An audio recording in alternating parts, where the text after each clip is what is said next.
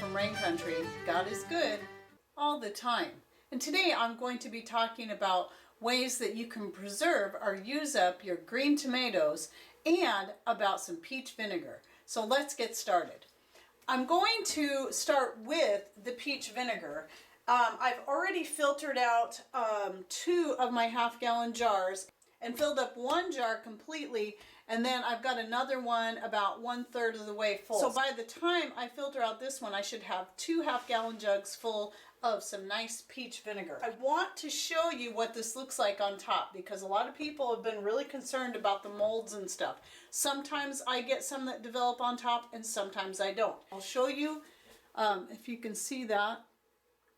Yeah, you should be able to see that. You'll see white, green, and black. That is normal. A lot of this white stuff here is the vinegar mother that is formed. Some of the top layer is mold, but obviously the green and the black are mold.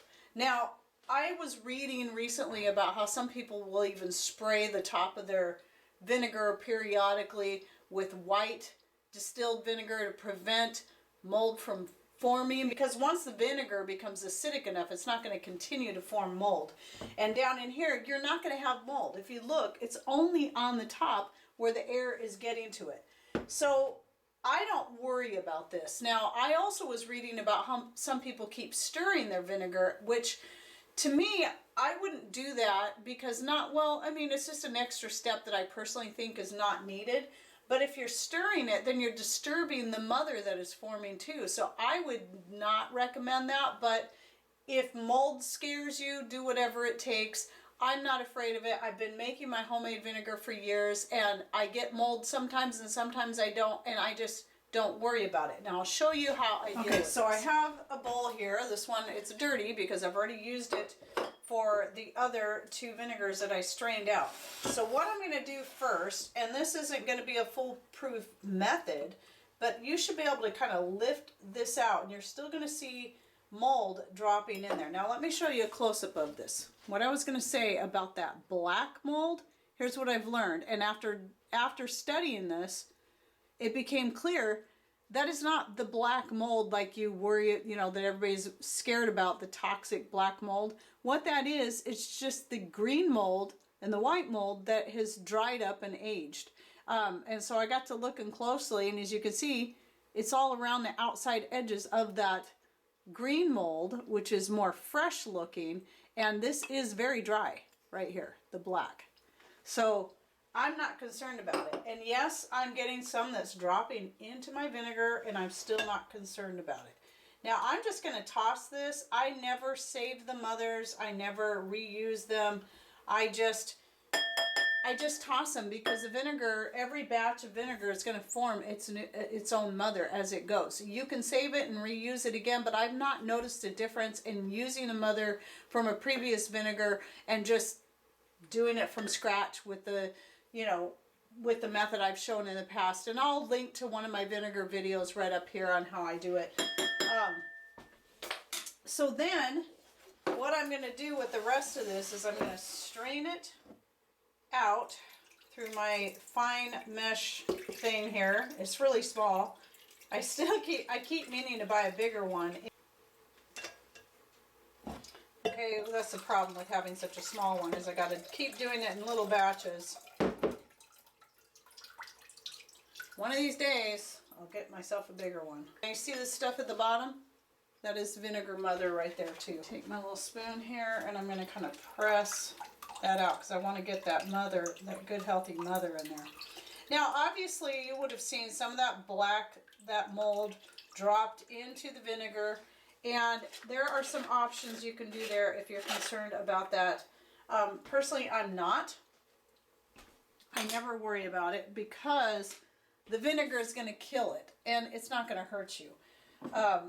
This is going to my chickens.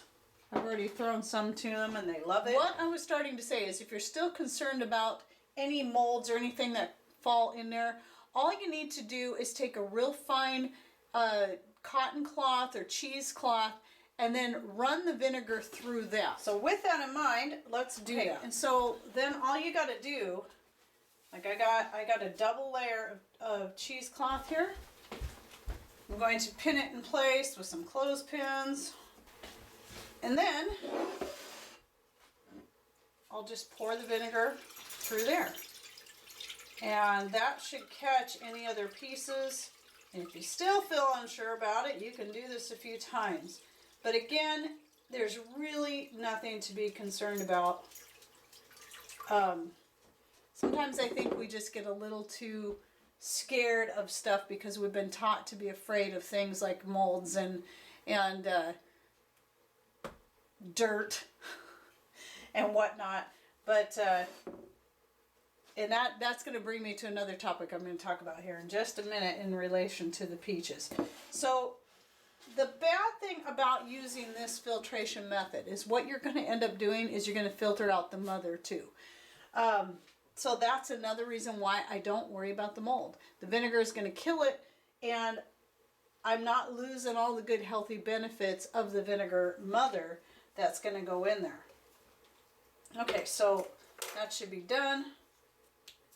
But this is just going to be a matter of choice. For me, I'd rather have a few little flakes of dead mold that's not going to hurt me than to lose all the healthy benefits of the mother. So mostly, I don't even hardly see any mold in there. It's mostly just all the good stuff that I strained out. So I won't be doing that again. I only did that for demonstration purposes. Okay, so now I've got 8 cups here of some pretty peach vinegar. And I could use a funnel for this, but I find that it's just, I tend to have more issues when I use a funnel trying to pour from this thing. So at least the vinegar is free. All right, so there you have it. There's a whole gallon of homemade peach vinegar just made from the scraps of the peaches that I was canning a month ago. So there we have it. Now, one more thing I want to talk about when it comes to the peaches. I had somebody mention on the video I did about the preserving peaches, and they were talking about, because I mentioned in there that sometimes if I get like a cling peach and you go to take the peach off and it leaves a lot of the fruit behind on the pit, I'll just throw the pit into the vinegar as well. And one thing I forgot about is the peach kernel, and I'm really irritated I didn't save some of those peach pits, because somebody mentioned about they had concern about the pits in the vinegar and the kernel and the cyanide in the kernel leaching into the vinegar. Now, that's another one of those things we've been taught to be afraid of that we don't need to be afraid of. Cyanide sounds terrible. Oh, we don't want cyanide, it's going to kill us. Well, yeah, when it's in its more unnatural form in high doses, yes, it's going to kill you. But when you're getting it in the natural form of the peach kernel, it's absolutely not going to hurt you. And I have eaten peach kernels before. They have a slightly bitter almond flavor to them, they're kind of good, but there's so many health benefits in the kernel that, and here we are tossing them out, and I can't believe I forgot it. I didn't save any, but maybe one this year when I remembered it, and they're totally fine. If you're eating the peach, eating the kernel right along with it is not going to hurt you. It is said that if you can eat for each whole peach you eat, you can eat a whole kernel, and it's not going to hurt you. It's cyanide in its natural form, and believe it or not, trace amounts of cyanide are necessary to the body, and so are trace amounts of arsenic in its natural form. That's surprising. So just keep that in mind, and remember, I'm not a doctor. I don't have any kind of degree in any of this stuff. It's just learn from experience. I eat apple seeds.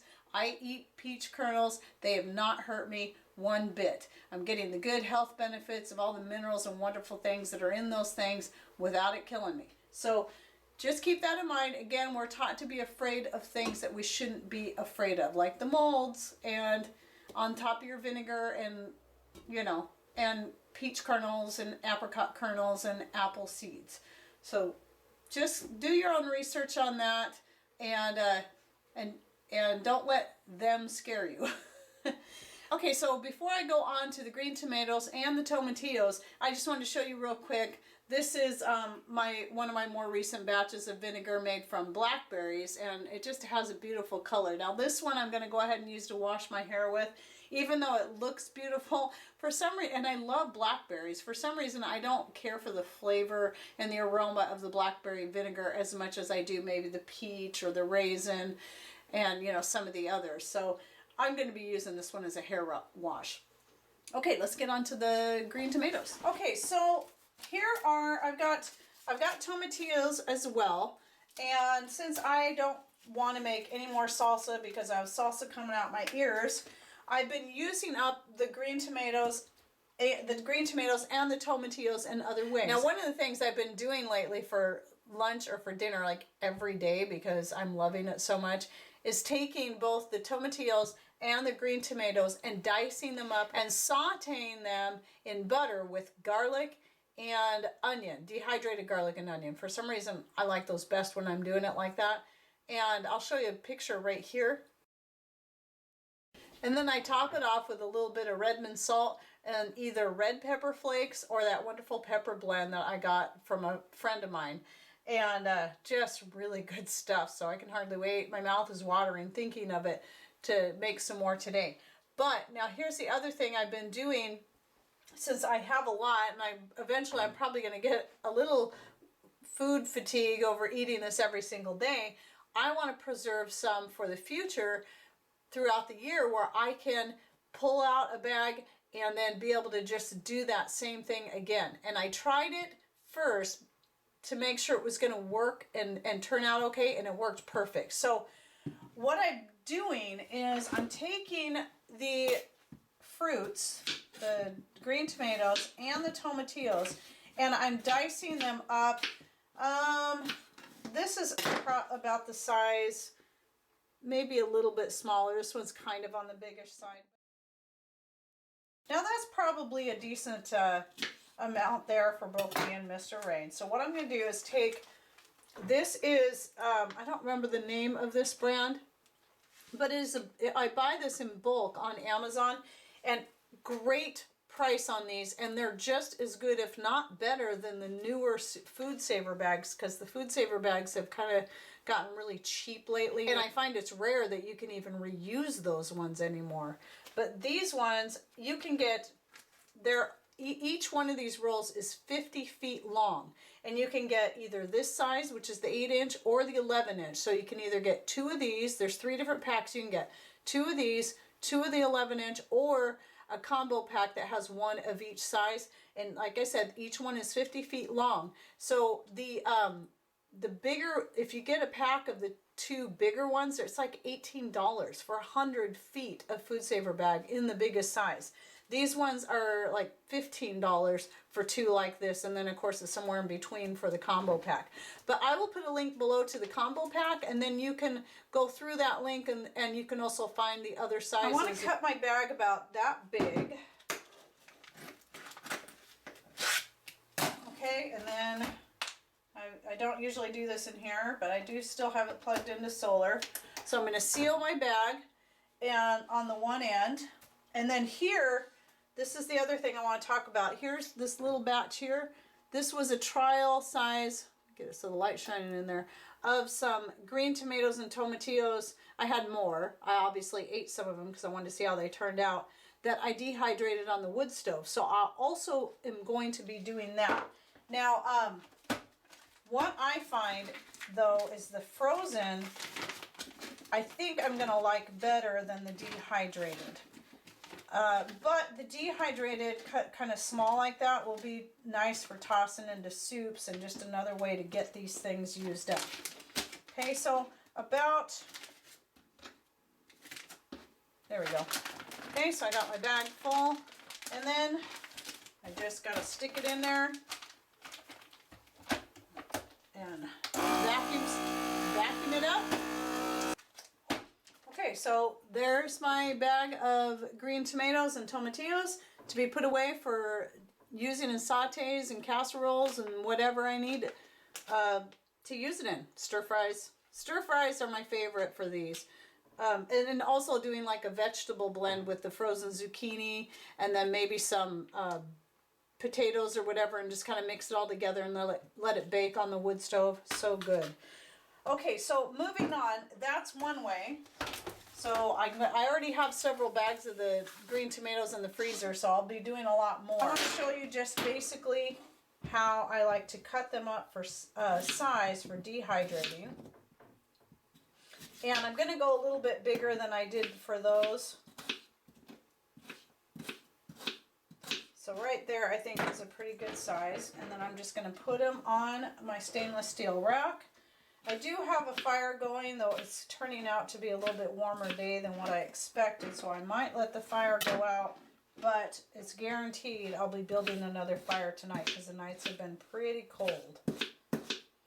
But anyway, so this is where I'm going to be dehydrating that, so that since if I've got a fire going, I want to use my wood stove for as much as possible, because even though my electric dehydrator, I only run it on solar, it's still wear and tear on the electric dehydrator, so I want to preserve that for as long as I can. So why not use my wood stove? So there is still a fire going in there now, and just depending on how the weather goes today is going to depend whether or not I keep it going. But either way, it works really good for dehydrating. Your more delicate things, like I've got calendula in there drying, I keep on the very top rack. And then stuff like this, if I have several racks, then I'll rotate the racks, keeping a good eye on them, because it's kind of harder to keep. You got to be careful with the wood stove, because it is going to a lot of times be hotter than your dehydrator. You can't really set the temperature like you can an electric dehydrator. So let me finish getting this rack filled up, and then I'll take you in there and show you what's going on top of the wood stove.